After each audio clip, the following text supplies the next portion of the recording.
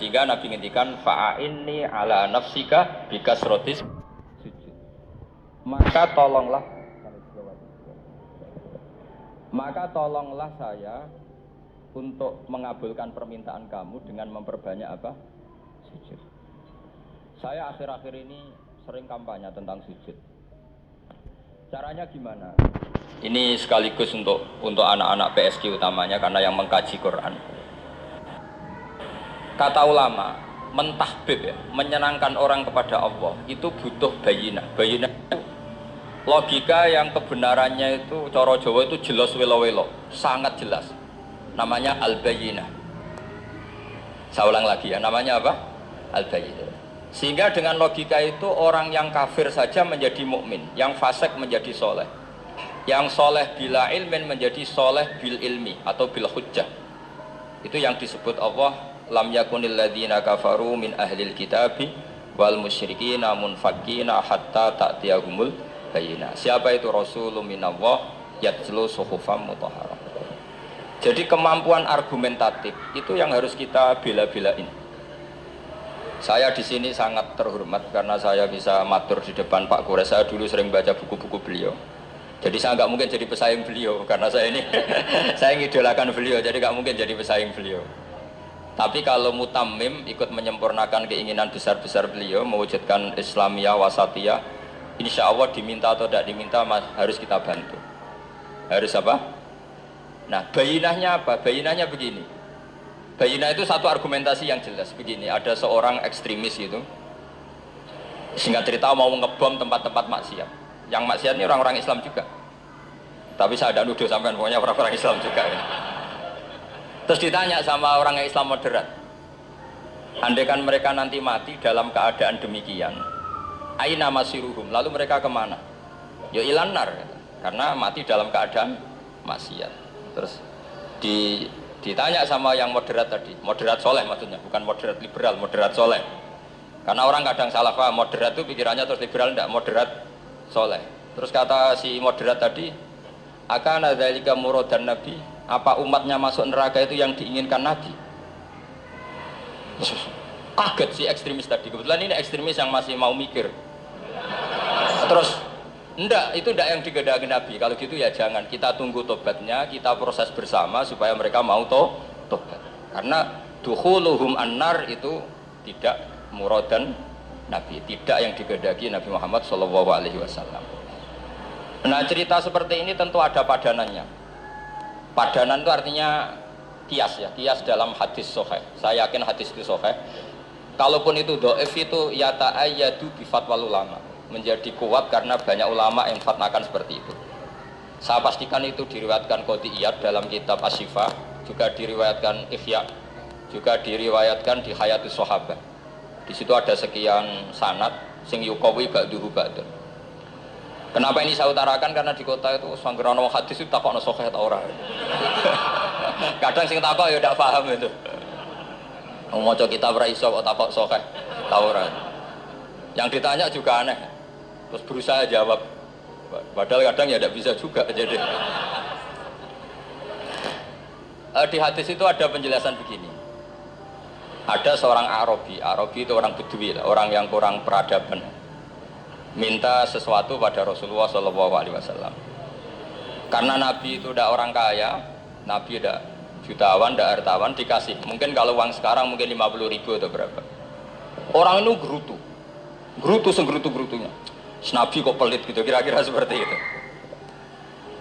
Akhirnya sahabat ini merasa tidak nyaman, ingin, karena ini Arab ya, ingin mengadili ini. Saya membahasakan mengadili itu ya ada Arabnya, karena kadang ada riwayat misalnya fahamma ayyadribuhu, nanti juga repot, ayat tuluhu juga repot. Makanya kalau ke Jawa itu kadang maknani bahasa Arab itu bingung, dan memang baik bingung daripada enggak bingung, karena kalau yang enggak bingung itu keliru pede. Misalnya jika istri kamu agak rewel itu begini-begini gitu. Terus ada kalimat wadribuhun, maka pukullah. Itu kalau orang nggak bingung langsung diterjemah mukullah, nanti dilaporkan Komnas HAM gitu. Tapi kalau yang bingung itu akhirnya tatallub. tatalluk, mencari-cari. Ternyata di semua tafsir disebut dorban ghairu mubarrihin, yang mukul tapi yang tidak menyakiti. Jadi kekeliruan itu pasti dimulai orang-orang yang enggak bingung. Jadi ilmunya enggak cukup, akhirnya enggak bingung. Bingung itu penting. Loh betul. Enggak ada orang alim kecuali dari bingung. Karena orang alim itu enggak bisa pede. Karena referensinya banyak, kemungkinannya banyak. Sehingga mesti pikiran pertama kalau ada lafadz ini maknawi apa lafzi. Ini mahmul apa enggak? Ini mansuh enggak?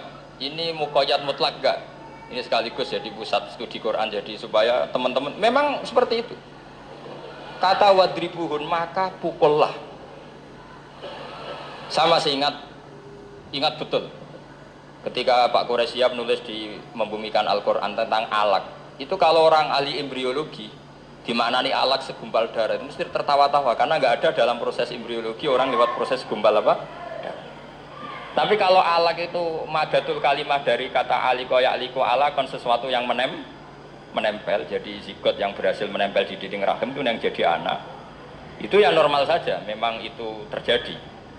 Ya barokahnya bingung tadi. Atau alak dimaknani segumpal darah tapi min haitsul jinsiyah. Artinya haitsul jinsiyah itu sejenis ini. Jadi bukan di proses embriologinya tapi di jenisnya, supaya orang tidak sombong diistilahkan min alak. Tapi maknanya min jinsil alak, bukan alaknya tapi jenis alak. Itu kayak Abu Bakar. Abu Bakar itu kalau sedang bully manusia yang sombong-sombong itu, kamu kok sombong? Kamu itu keluar min makhrajil bauli marrotan gitu. Supaya orang tidak sombong itu disilakan manusia itu yakhruju min makhrajil bauli apa? Marroten. Kan kamu keluar dari makhrajil bauli berapa? 2 kali kan? Minar rojul lewat penis, terus nanti lahir juga lewat min makhrajil bauli. Jadi untuk mengadili manusia supaya tidak sombong diistilahkan keluar min makhrajil baul marroten. Nah mungkin alak kalau maknanya segumpal darah itu maknanya jenisnya seperti ini. Kenapa kamu sombong? Jangan digugat tentang itu proses embriologi kalau itu tidak ngalami itu. Jadi akhirnya barokahnya bingung itu alak dari proses embriologi maknanya apa? Aliko ya aliko alakon, sesuatu yang apa? Nempel, yang sukses nempel di dinding rahim. Tapi dari segi jenis mendidik tawadu, mendidik khafdul janah lil mu'minin, mendidik adzul wal ingkisar, rasa hina. Nah, itu dengan makna tadi. Saya teruskan.